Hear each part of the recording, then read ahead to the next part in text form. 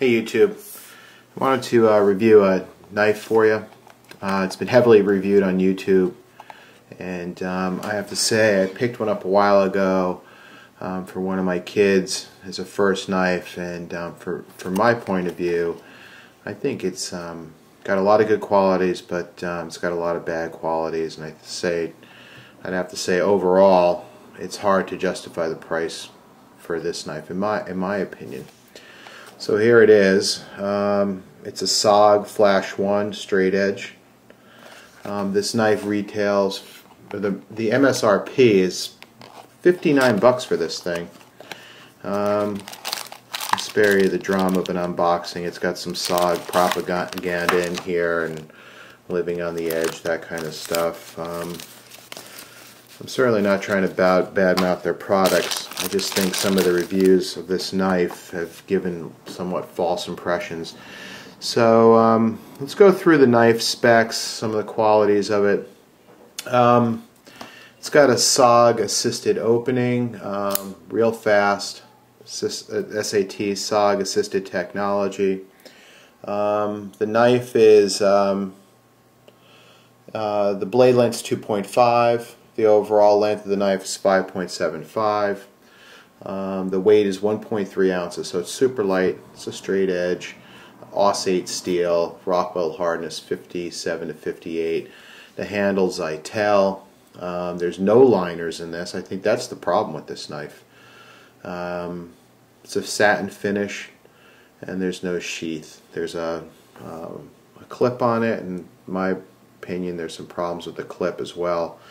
So this knife is super lightweight, but I think it's really limited in its purpose because you know, for a knife that's suggested price is like almost $60, you can get them for, you know, a lot less. But let's just go with MSRPs, shall we? Because that'll, you know, if you want to discount them, whatever percentage. Find them on the street or on the web, that's fine, but the MSRP is the MSRP. That's what the manufacturer thinks it's worth. Okay, so it's got the Sog Assisted Technology, which means you close this knife up and you just push on that thumb stud a little bit, it flies open real fast. That's nice. I like that. I like the design of the knife. It's certainly a good looking knife, there's no question about it, and the ergonomics for something so small, it's not bad. I mean, this forward choil is, I don't think so, it's very comfortable. It's too small, but it's a small knife, so no big deal. The texturing's good. The jimping is on this plastic. I'm not a big fan of jimping, but whatever. Here's what I don't like about it and what I find disappointing. It holds an edge reasonably well. AUS-8 steel is not bad. It's sharp, but here's the stuff I don't like. Oh, one more thing. You close it, you pull back the locking mechanism, and there's this little lock thing on it. Doesn't lock up, so you can't accidentally deploy it. You gotta pull that back up. It'll show red. I hope you can see that. And then you can open it. Here's what I don't like about it. The locking mechanism. Hear that? Wiggle. I hate that. It's worse when it's closed. You pull that back and now you can, it sounds like a rattlesnake. I mean, this is, what the hell? I don't, is that annoying you yet? It's annoying me. Who's annoyed? Raise your hand. I'm annoyed. $60 for a rattle. The other thing I really don't like, and this is not the first SOG knife I own that does this, the blade play, not too bad side to side, but man, it ain't solid. You can see it wiggle. Up and down is horrible. Look at that. If you can't, and it's, you know, I tried to adjust it, you can't. As a matter of fact, I brought this back to where the place I bought it. They gave me a new one. Same thing. This is how this is a design issue in the Flash 1. The tolerances, something's not working right in there, and it's really not my job to figure it out. I'm not the manufacturer. Maybe that's because there's no liners in it. You know, people get really carried away with this lightweight stuff. I'm not really into the whole lightweight thing at the cost of something feeling really reliable in your hand. You know, so if you're going to spend 60 bucks on a knife to cut up fruit, there's probably other choices out there. The clip is nice, but I keep tight. The clip's held in place. It's reversible. It's held in place by one screw here. And here's what I find annoying. Look at this. Keep tightening it up, and you know, yeah, it's flush, fits flush in your pocket, blah blah blah, but it moves. It loosens up right away. I guess I have to Loctite it down or something, but that's just a design issue. This should be retained with 2 screws. That's a basic construction issue. The lanyard hole is ridiculously small. Not that I use lanyards, but I don't know where you're going to put through that thing. Like I said, I'm not trying to really kill this knife. It's got, some nice, it certainly looks good. The steel's pretty good on it. The ergonomics are good, but I think the fact that it doesn't have a liner and the lockup, basically when it sits in your pocket, does that, really annoys me. So 60 bucks.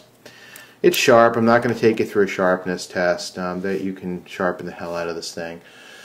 So you can go. What are your options? I can tell you for if you're going to use a really this is basically becomes limited to a very light duty knife.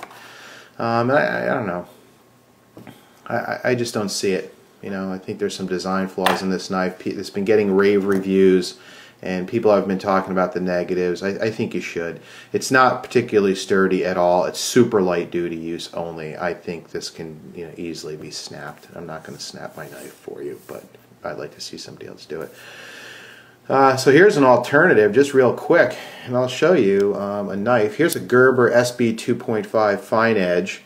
It's a little cheapy beater knife. It can cut fruit just as well as that can. It's got the overall length 5.8 inches, closed length 3.4, the blade length 2.5, so it's similar. Now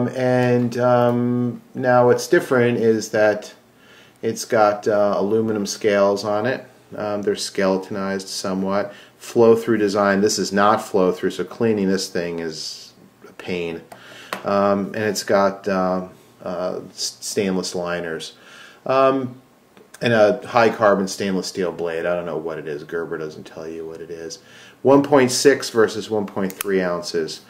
MSRP $16, $15.95. 15 bucks for this thing. There's no blade play. Blade play is a real pet peeve of mine. There's none on this knife. It holds an edge just fine, whatever kind of steel Gerber's using. It's got thumb studs. You can flick it open. It's just as fast. So the blade geometry is classic, and the ergonomics, I would say, at least for my hands, might be a little bit better than the Flash one.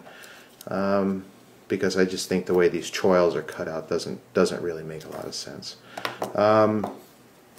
So I'm just saying, if you want a knife that you can use for ultra lightweight thing, keeping it in your pocket for work, so small knife that doesn't freak out people.